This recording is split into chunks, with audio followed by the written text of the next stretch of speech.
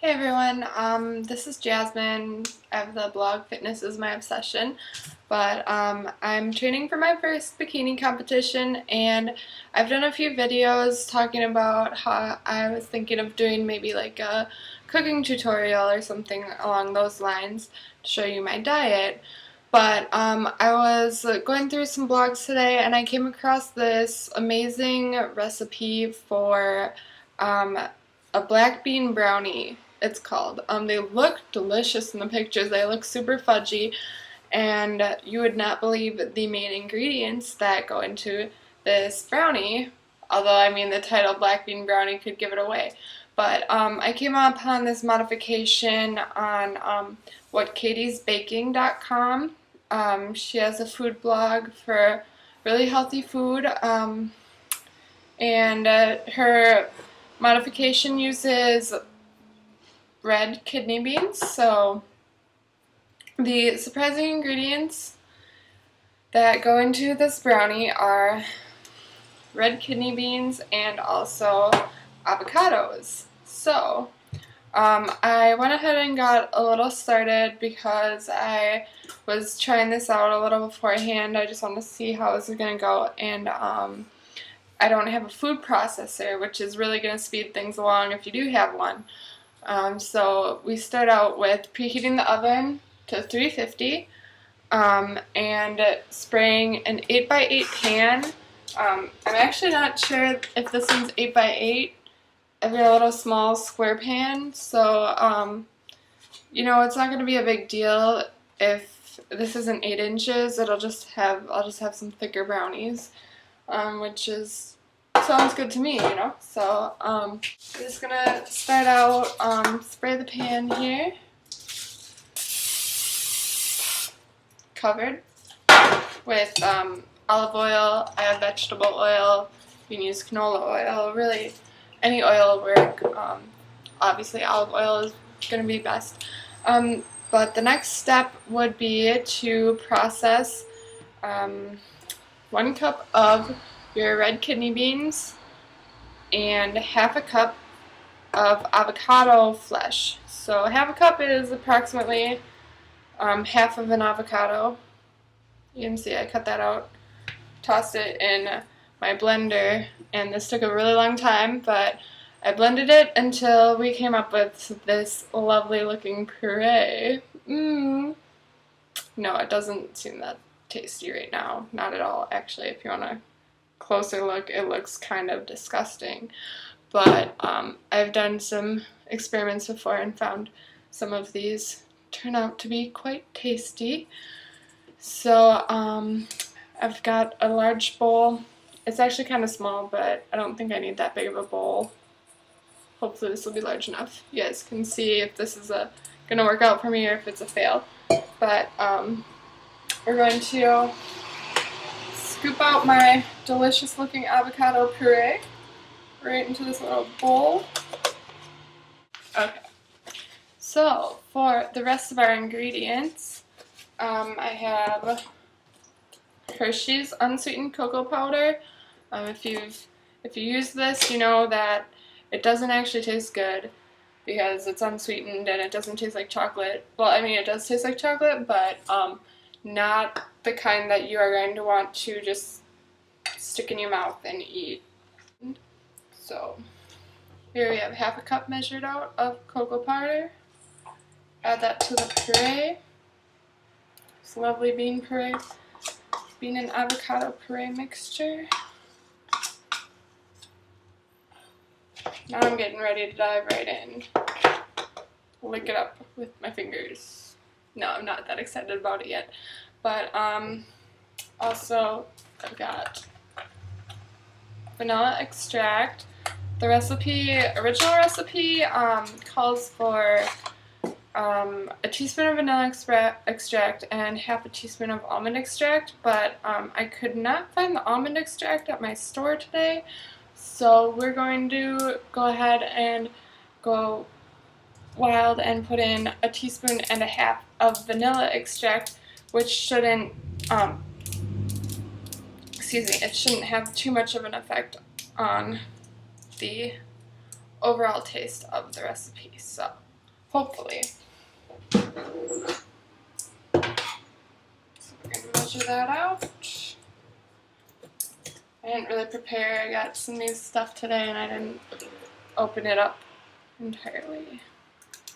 So, if you guys are following along at all, you would know I've got the recipe that calls for 2 eggs. I'm going to go ahead and put in 3 egg whites instead of 2 eggs because that should be about roughly the same amount while also cutting out the egg yolk. Now, egg yolk isn't necessarily bad for you at all. It actually has really good vitamins and protein to offer. But if you're like me and you have certain goals, then you just know that it, like for my circumstances, I need to cut out the yolk right now.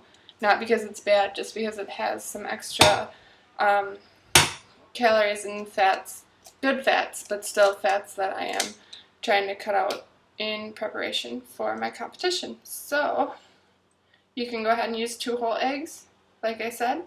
I'm just going to stick 3 egg whites into my bowl here. And I'll give you a quick look at it in just a second after I get this next egg white. And here we have the puree, the Hershey's chocolate, the teaspoon and a half of vanilla, and 3 egg whites. On top of that, we are going to add a 1/4 cup of unsweetened applesauce. A couple more spices that we need to add yet though. We need an 1/8 teaspoon of salt, looks like 3/4 teaspoon of baking powder, and an 1/8 teaspoon of baking soda. So I'm just going to grab those. Alright, so got my baking powder, baking soda, got a little thing of salt here as well. My measurements, got half, let's start with baking powder is 3/4 teaspoon.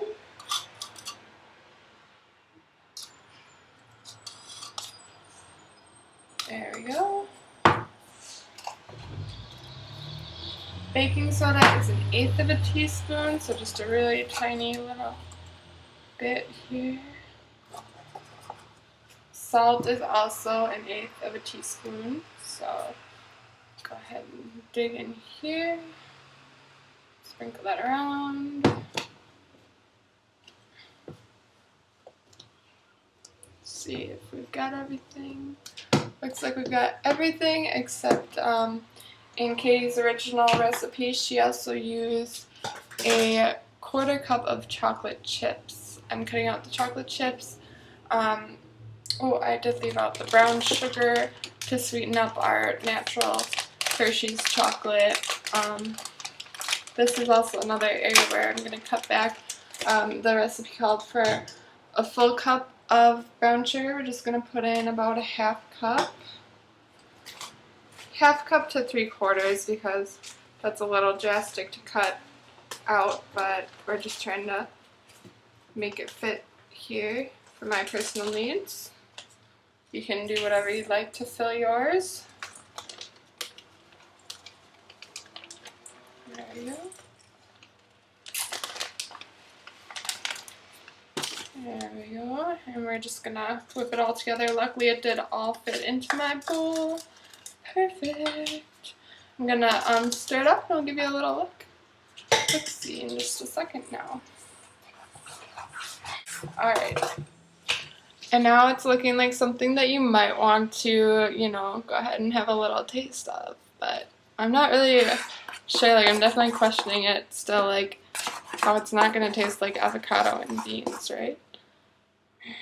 But, alright, so we're down to the last steps. Now that it's all smoothly mixed together and combined, we can transfer it into my little pan here. And then we are going to put it in the oven. Make sure your pan is greased. Yep, we covered that already. We're going to transfer this in here, put it in the oven for 35 to 40 minutes. It does recommend turning your pan halfway through the baking time just to make sure that, you know, it's cooking evenly. And you can go ahead and test it when you're done. Stick a toothpick or a fork in, see if it comes out clean. If it doesn't, give it a couple more minutes yet. It does kind of look like a chunky pudding right now. So, voila. I kind of want to taste it, but I'm really scared. I don't know. Okay, it doesn't taste bad actually. It tastes good. I'm not gonna go crazy and lick out the whole bowl because I'm still like, you know, it's got some raw egg whites in there, so I'm not willing to risk some salmonella. Just wanted to give it a little tasty. But here is my little pan. I'm gonna wiggle it around so it's hit all the corners. It's all evenly spread out. Sticking it in the oven, 35 to 40 minutes, and we'll see how this goes. It turns out. Go ahead and feel free to try it yourselves. Let me know if you've added any improvements or found something to make it healthier, tastier, anything you'd like. You can probably add walnuts if you're into that. I will check back on you later while I'm eating one of these, and we can see how it turned out. Thanks for watching, guys. Let me know what you think. Maybe I can make some more videos. Send me recipes, ideas, anything you'd like to see. Alright, have a good one. Peace out.